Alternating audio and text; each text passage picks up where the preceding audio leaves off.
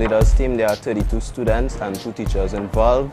But the principal also played a part along with many other students because we tried our best to take an integrated approach and involve as much people as possible. Well, the process by which we elected the officers was very democratic, in which the teachers got involved and they picked 5 students who they showed impeccable leadership qualities. And after we brought it before the council, which was the whole group of young leaders, then from there chose who they thought would best lead. We started at school. From forms 1 to 3 students, we had a workshop about telling them about what is to be a good netizen, what is netiquette, and what it is to be a good young leader. The majority of the Form 1 to Form 3 students at our school were engaged, and they helped us a lot, even with the simple things like making a video to put on our website.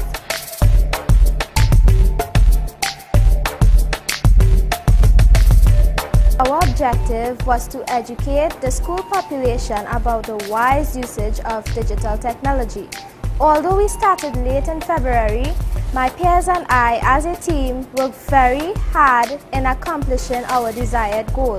The community changed when they saw us out in the public, sharing what we were about. For example, in the SDA school and in the hospital, we told them about digital citizenship, what digital citizen is and how to use technology appropriately. Several students and teachers external to our group assisted us in many ways.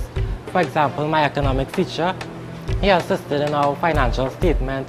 The home economics department assisted us, and the students were also extremely supportive as well.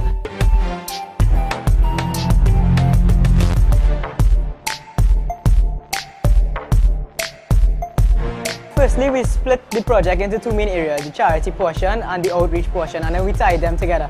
So I think some of the main highlights for me was especially the visits to the orphanage, the retirement home and primary school, especially the primary school simply because of the energy. Ever since I joined this project, I learned how to develop my social life, to obtain an objective. I really learned how to interact with people, how to cooperate. And at the time, the people had invented this program because it was very beneficial to me. Last year, I saw my friends taking part in the program, and I saw that they became better people on the whole. They did better in their schoolwork, they took part in sales and everything.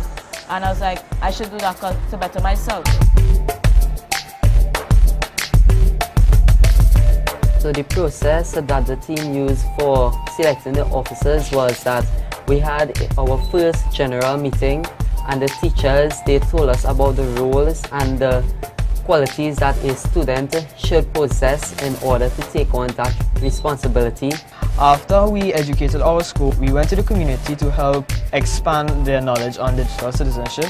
We hosted an educational booth on the Princeton Promenade. We visited primary schools. We donated computer systems and we performed PowerPoint presentations. Throughout our project, we had some minor and major problems, but we eventually came to resolve them.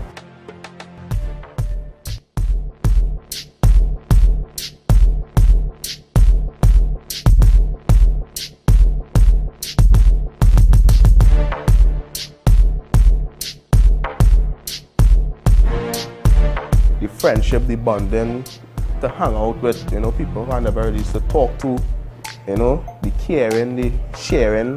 So the reason I joined Young Leaders was for this. We wanted to use digital technology in a positive way and not focus on things like cyberbullying, hacking, or cyber stalking. We use digital technology to educate the students and community about disaster preparedness and disasters. In choosing people, we chose people that has a good attitude and the way they carry about themselves, and watching to see if they can motivate people.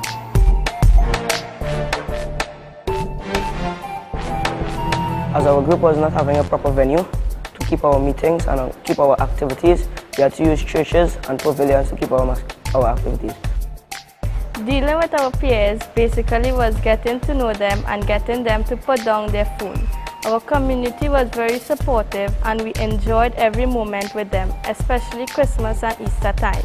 No one was left alone. Having attended the Young Leaders Leadership Conference at the Hilton Hotel, where we learned that 74% of the world is online, Kodia and I brought back all the information to the group and decided to find out what the other 26% of the world is doing offline.